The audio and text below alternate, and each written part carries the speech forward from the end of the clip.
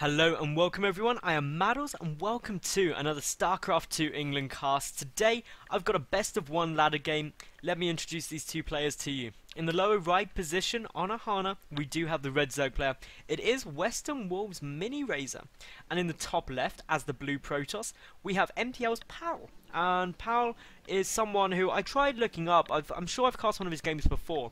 And I couldn't find much information about him. I know he's a Grandmaster player and he's very good, so should be a good game. I'm really looking forward to it. For the moment though, probe coming down, it is a PVZ, so should see a forge fast expansion of some variety. There goes down the pylon.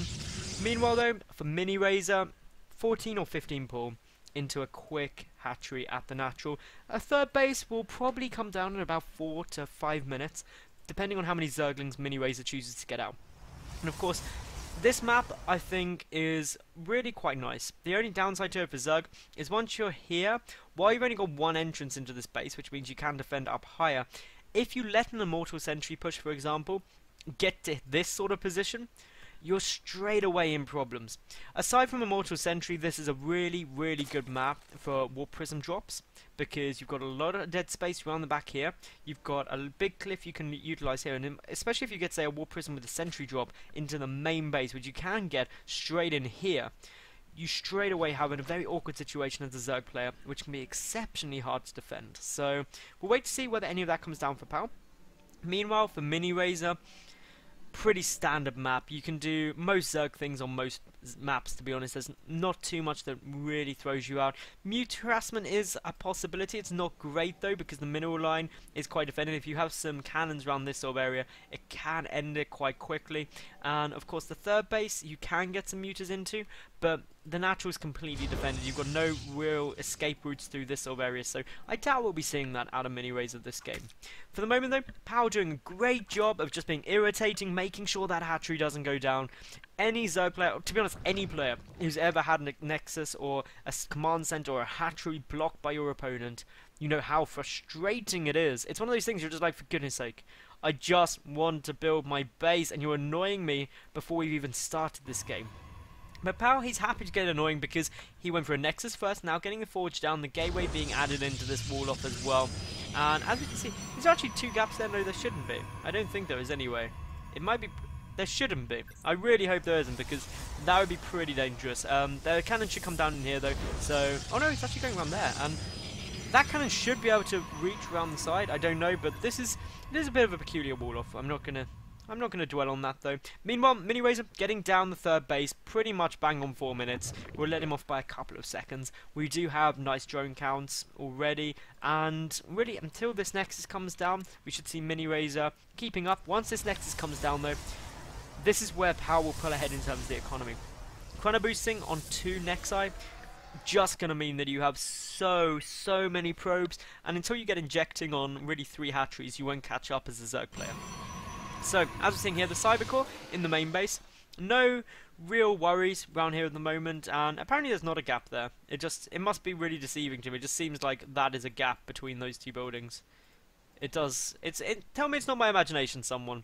Tell me I'm not just imagining things, but anyway, as we've got it here, more probes coming out. We've got no real sign of tech yet, and we won't do until this Cybercore finishes. So let me just use this time while we're waiting to see anyone reveal anything about what they're trying to do, that if you enjoy my videos, please make sure that you like them, leave a cool comment and subscribe, because that way more people see it. It's good to have the user interaction, and since I get games up daily, when you subscribe, you make sure that you keep up to date on all the cool StarCraft games I'm casting. And if you want me to cast any specific games, drop me an email, sc2england@hotmail.co.uk. So, we still haven't got any more the wiser into what these two are doing. Currently, Miniraser is committing to the I like drones. I'm a Zerg player, so I'm going to make drones. He's getting 1 gas. And only the 1 gas at the moment, no second gas yet, so we'll wait and see if... There we go. I was going to say, if we don't see a second one soon, is there something funky going on? Maybe, it'd be very peculiar. The +1 weapons is being researched by PAL. That straight away means that, hey, robotic facility could be Immortal Sentry. If you see the +1 weapons, you know a timing push is always an option, something you need to be concerned of. You can also say when you see this +1 that it's probably not going to be a Stargate, because you just wouldn't have enough gas to get that and a Stargate this early on without taking more. The Overlord coming in sees the timing of this 3rd, 4th gas. That's really important for Miniraser, because he knows precisely what's going to be going on now. he can start deducing, hey, well, my opponent's getting that, I know roughly what's going on. And since there's nothing else here, he's going to see this robotics facility. That's helpful as well. But all in all, Miniraser should be fairly confident in his ability to deduce. All he's got to work out now is, hey, is my opponent going for an all-in, or am I going to be seeing an opponent trying to take a quick third base, which a lot of Protoss players are doing at the moment. It's really nice. This single Zealot and Stalker is being incredibly frustrating. The Queen may actually go down here because there are no Zerglings out yet. Here come a few. This should manage to save the Queen. It's Queen, get away, Queen, because if you lose that at this stage of the game, you are in a lot of problems. The Zerglings trying to clean it up. Oh my goodness. The Zealot, the drones even coming in here being like, save the Queen. Must save the Queen. Miniraser microing the drones back, trying to keep them alive, but not quite in time. This single Stalker trying to run back to base should be able to make it quite comfortably, so not too worried about the Stalker. Miniraser now pulling back those Zerglings, which is to be expected. We have actually the double upgrades coming down. Where is that second forge? Up here. So this is really, really interesting. This is not something you'd be seeing if it was an Immortal Sentry all-in. It's not something, I don't believe, that Miniraser has seen. He hasn't seen up here that anything's coming down. He doesn't know the Twilight Council is there. And that Twilight Council so far hasn't actually done anything. It's just going to be allowing the +2 +2/1 upgrades coming out. And with a handful of gateways and with these Immortals coming out, the third base looks to be getting secured using the cannon to take down the rocks, which is just one of these little things which is always really cool. It's also a thought process from PAL that goes a bit beyond your average player, that this cannon placement was specifically to be in range of these rocks in order to take that down faster. So I'm hoping you can see these little minor things which, to be honest, unless you're in kind of mid to high masters, I wouldn't worry about, to be honest. That's such a small thing that focus more on the larger overarching aspects of the game, such as macro and micro, as opposed to, ooh, should I build my cannon one spot right so I can pick off those rocks halfway through the game? Because, to be honest, it's not what's causing you to lose. And a little bonus tip for everyone actually here, while we're seeing the third base come down, that if you're trying to improve at StarCraft, unless you are really good, in which case don't listen to me to try and improve, you probably know what you should be doing already. If you're your average player, so below masters, 9 times out of 10, it's something you're doing fundamentally wrong. Like, your mechanics just aren't quite right, your macro isn't quite right, your micro isn't quite right. Focus on those things before you start worrying about tiny little building placements or copying build orders exactly. As long as your scouting's good, your macro's good, and your micro's good, you will get up to a very, very high level of play. And until you can do those things very well in your sleep, you don't have to worry too much about super fine details, in my opinion. So, as we've got down here, cannon coming, the wall off, this makes it a bit more of a narrow area, making force fields a lot easier to use. The second cannon coming down as well, so clearly here, how concerned about aggression, sees all of this. It's a lot of roaches. Doesn't really feel that he's got enough to deal with it. The observer is getting some good information. Don't work out how PAL even saw this coming. Oh, he does have an observer in the base. I didn't realize he had that one down there. So is now fully aware of what's coming on. Some nice force fields are going to push this back. The roaches are trying to arch around behind the mineral line. Keeping this third nexus up is incredibly important for PAL right now. The Immortals are unable to engage. Unfortunately, the Stalker's blocking out the Immortals. That's not something you want to be happening right now. Miniraser forcing that though by coming behind the mineral lines, making sure he has a much better attack arc than his opponent. But with the cannons finishing, Miniraser is going to be forced to go back. Nice little force field there out of PAL, making sure he gets a few more roaches. And that push wasn't really dealing the damage the Miniraser would have wanted it to. Coming around now, down here, just keeping a check of, hey, any more bases. Fourth base on its way down, keeping an eye out for proxy pylons as well. We've got the macro hatch there, of course. The second evolution chamber is, that can't be the first, no, there's the second one, that's fine. Pathogen glands down, road speed already finished, of course. This push coming across for PAL now, who is sitting there already at 2-1 upgrades. That's against the 1-0. For Miniraser. This is a massive upgrade advantage for PAL, and as a result, he can be more aggressive with a smaller force, and it's going to be very difficult for Miniraser to engage this, especially before those infestors come out. So many overlords also out of position. This is great news for PAL. He's able to clean these out. Luckily for Miniraser, though, it's not going to supply block him, which is incredibly fortunate.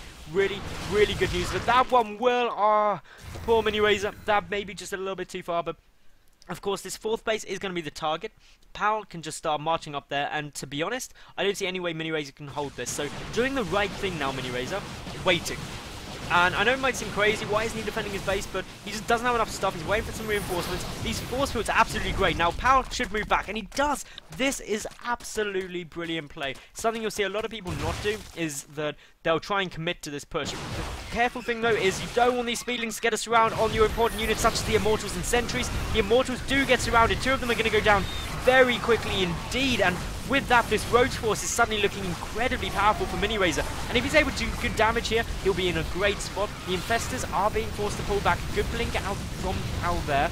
And still one Immortal does remain. So Pal will be able to force back this push, but Miniraser is going to be very happy. He cleaned out all of the sentries. And 2 of those Immortals incredibly quickly. And to be honest, I don't think Pal really did enough damage and didn't pick off enough key units. He did get a couple of Infestors though, so that's good news for him. But here comes the aggression yet again. Reinforcing Stalkers are there. These Stalkers are now 2-2, 3-3, plus 3 weapons actually about to complete. So Pal is still in a very strong spot. 2-1 missile attack and armor coming down for Miniraser as well, about to finish. The 4th base being secured by this Protoss player right now. The more Overlords getting taken out, and you've got to be careful losing all these Overlords, because otherwise you are going to get supply blocked and you are going to end up spending a lot of money replacing them. This 4th base likely to be forced to cancel though. Just not a good position to engage. Cancel does go down. Brilliant there for Pal. Miniraser though also doing a great job making sure this base doesn't actually get completed. But here we go, the Roaches pushing in. We've got a handful of Infested Terrans coming down. That Immortal not getting focused though, allowing it to do an awful lot of damage against these Roaches. The Stalkers coming straight forward. Now they've got plus 3-2 upgrades. That's compared to the 2-0 done for the Zerg player. These Stalkers with Blink as well, absolutely destroying this force at the moment. And Miniraser, GG's out, knowing that his opponent's on 3 base, knowing that he is on 3 base himself after losing his 4th, is not going to be able to keep up with that, and as a result, is forced to GG out. So everyone, as I said in the cast, if you did enjoy the video, please make sure that you like it, leave a cool comment, and also subscribe. I will see each and every one of you tomorrow for yet another new game. Thank you very much for watching, and bye for now.